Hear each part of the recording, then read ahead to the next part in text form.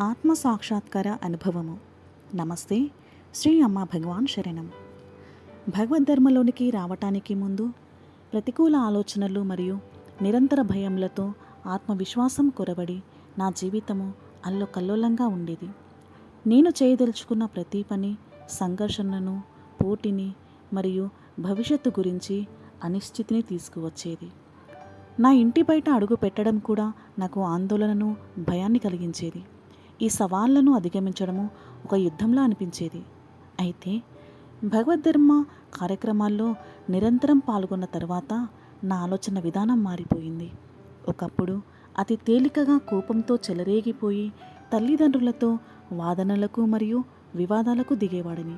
ఇప్పుడైతే నేను ప్రశాంతంగా మరియు మరింత సంయమనంతో ఉంటున్నాను. నేను దుందుడుకుగా స్పందించకుండా ఆలోచనాత్మకంగా ప్రతిస్పందిస్తున్నాను. ప్రతీకారం తీర్చుకోవాలనే కోరిక చాలా వరకు తగ్గిపోయింది. దాని స్థానంలో ప్రశాంతత చోటు చేసుకుంటున్నది. ప్రతికూల ఆలోచనలు తగ్గి భయం మాయమై ఆత్మవిశ్వాసం పెరిగింది. నేను ఇకపై నా ఇంటి నుంచి బయటికి రావటానికి భయపడము లేదు. భవిష్యత్తు గురించి చింతించడము లేదు. జీవితము బాహ్య ప్రపంచంలో మరియు అంతరంగ ప్రపంచంలో వృద్ధి చెందటానికి కొత్త పుంతలు తొక్కుతున్నది. ఒకప్పుడు నత్తనడకన సాగే వృద్ధి ఇప్పుడు అనేక రెట్లు ప్రగతి ప్రయాణంగా మారింది. నా బాహ్య ప్రపంచంలోని వాస్తవికత రూపురేఖలను మార్చడమే కాకుండా నాలో అపారమైన వృద్ధిని పెంపొందించినందుకు మరియు ఈ లోతైన పరివర్తనను తీసుకువచ్చినందుకు శ్రీ పరంజ్యోతి అమ్మ భగవాన్లకి నేను ప్రగాఢ కృతజ్ఞతలు తెలుపుతున్నాను. భగవద్ధర్మంలో జీవితం నిజంగా ఒక వరం. ఈ అసాధారణమైన అనుగ్రహాన్ని ప్రసాదించిన శ్రీ పరంజ్యోతి అమ్మ భగవాన్లకు నా హృదయపూర్వక కృతజ్ఞతలు. భగవత్ సాక్షాత్కార అనుభవము. నమస్తే. శ్రీ అమ్మ భగవాన్ శరణం.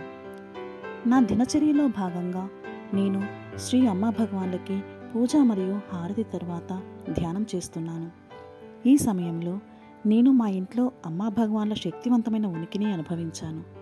ఒక ఫోటో తీయాలనే కోరిక నాలో అకస్మాత్తుగా జనించింది. దేవుని ముందు ఉంచిన దీపంలో దివ్యమైన పరంజ్యోతి సాక్షాత్కారమయ్యింది.